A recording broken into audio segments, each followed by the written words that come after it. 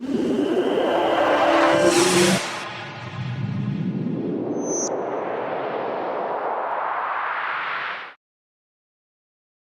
दोस्तों, नमस्कार। मैं प्रदीप मिश्रा हाजिर हूँ आपके अपने चैनल प्रदीप मिश्रा एस्ट्रोलॉजर। आज हम लोग बात करेंगे कि राहु दसम भाव में कैसे रिजल्ट्स देते हैं। जैसा कि आप इस कुंडली में देख रहे हैं कि जहां पे राहु देव बैठे हुए हैं इसे हम कहते हैं दसम भाव, और जहां पे राहु बैठे हुए हैं, एक चीज, जब राहु दसम भाव में होता है तो मैं राहु क्या है, वायु। तो वायु क्या होती है कि वायु का मानना यह है कि जो चीज वायु में मिक्स हो जाएगी उस चीज के रिजल्ट्स, उस चीज की महक उस वायु में प्रदर्शित हो जाएगी। तब अगर यहां पे राहु देव है तो ये मान के चलिए दसम भाव के लक्षण उनके अंदर आ जाएंगे, क्योंकि राहु उस क्षेत्र को एब्जॉर्ब कर लेते हैं, अपना मान लेते हैं। दसम भाव है काहे का, कर्म का, व्यवसाय, किस क्षेत्र में आप काम करोगे, कर्म करोगे, किस क्षेत्र में जिंदगी में आप एक अपना आयाम हासिल करेंगे।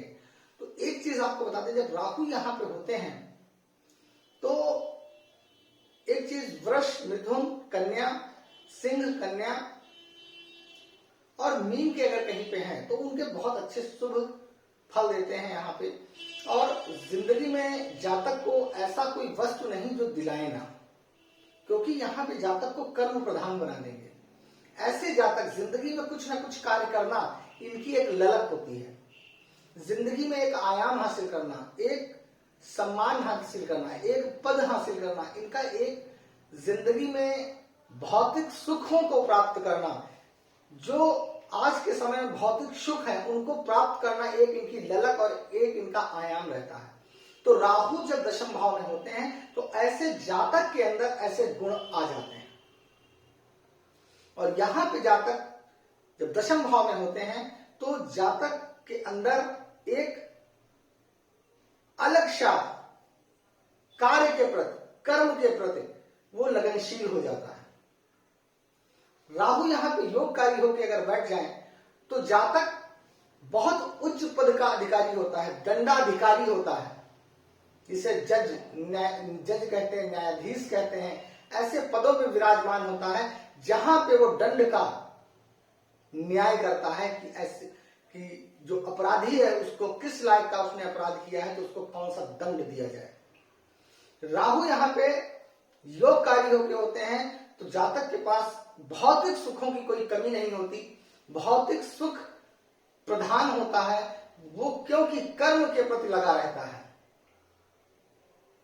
अगर यहाँ पे राहु योगकारी होके बैठे हुए हैं तो जातक हर सुख सुविधा से संपन्न होता है, जो भी कार्य करता है उसमें एक पद प्रतिष्ठा हासिल करता है और जिंदगी में एक सम्मान हासिल करता है। राहु यहां पे जब दशम भाव में बैठे होते हैं तो उनकी सप्तम दृष्टि चतुर्थ भाव पे जाती है, तो ऐसे जातकों को माता का सुख कम मिलता है। वो कोई भी कारण हो सकता है कि माता से शिक्षा के लिए या अपने कोई कार्य के लिए वो बाहर रहता है, दूर रहता है, तो वहां पे मात्र सुख थोड़ा सा कम देखने को मिलता है। भौतिक सुखों से संबंधित सभी चीजें होती हैं। ऐसे जातक जिस क्षेत्र में होते हैं उस क्षेत्र में नाम रोशन करते हैं। ऐसे जातकों को पत्रकारिता लाइन में, मीडिया लाइन में भी देखा जाता है कि ऐसे जातक मीडिया में भी बहुत उच्च पद हासिल करते हैं और जिंदगी में एक नया आयाम हासिल करते हैं। ऐसे जातकों को मनोरंजन की भी दुनिया में देखा जाता है, जैसे टीवी कला प्रोग्राम हो गया, ऐसी चीजों में भी देखा जाता है। ऐसे जातक जिंदगी में एक नया एक एम हासिल करते हैं। ऐसे जातक कभी कभी किसी बिजनेस में भी होते हैं तो वहां पे भी एक नाम हासिल करते हैं, क्योंकि उनको अपने बिजनेस के प्रति, कार्य के प्रति, उनका कार्य पहले है, बाकी सब कुछ बाद में है। क्योंकि ऐसे जातक अपने कार्य के प्रति बिल्कुल लगनशील होते हैं, कर्मशील होते हैं, कर्मठ होते हैं और ईमानदार होते हैं। राहु अगर योगकारी है, शुभ है, तो वहां पे जातक बहुत ही कम देखा जाता है कि ऐसा जातक कि वो गलत तरीके से पैसा कमाता हो। वो ऐसा, अगर ऐसे जातक वो होते हैं जब राहु यहाँ पे अशुभ अवस्था में होते हैं तो ऐसे जातकों को जिंदगी में एक असंतोष होता है अपने कार्य के प्रति, काम करने के प्रति, क्योंकि जातक कार्य अच्छे से कर नहीं पाता, कार्य करने की ललक आती है तो कहीं ना कहीं उसका नुकसान हो जाता है, अपने मदिरापान और से नशीली चीजों में विलिप्त हो जाता है, जिससे कि जिंदगी में उसके लिए बहुत ही दुख प्राप्त होता है। और कुछ कंडीशंस ऐसी भी आती हैं कि जैसे मान लिया जातक कभी जुआ खेल रहा है, सट्टा खेल रहा है, लॉटरी खेल रहा है, ऐसे भी जातक को आदत लग जाती है। जब अशुभ भाव में, दशम भाव में, अशुभ भाव में, मतलब अशुभ राशि में बैठे हैं, अपने शत्रु राशि में बैठे हैं, तब ये कंडीशन देखी जाती हैं। योगकारी अगर यहाँ पर नहीं है, राहु अच्छे शुभ अवस्था में नहीं है तो अशुभ अवस्था में है, तो ये सब चीजें देखी जाती हैं, जिससे कि जातक अपनी जिंदगी में परेशान होता है और जिंदगी में अपने एक कर्म के प्रति, कार्य के प्रति संघर्ष करता रहता है और जीवन में उसको सफलता प्राप्त होने में बहुत कठिनाइयां, और कठिनाइयों में भी करने के बाद भी सफलता मिलने के आसार कम होते हैं।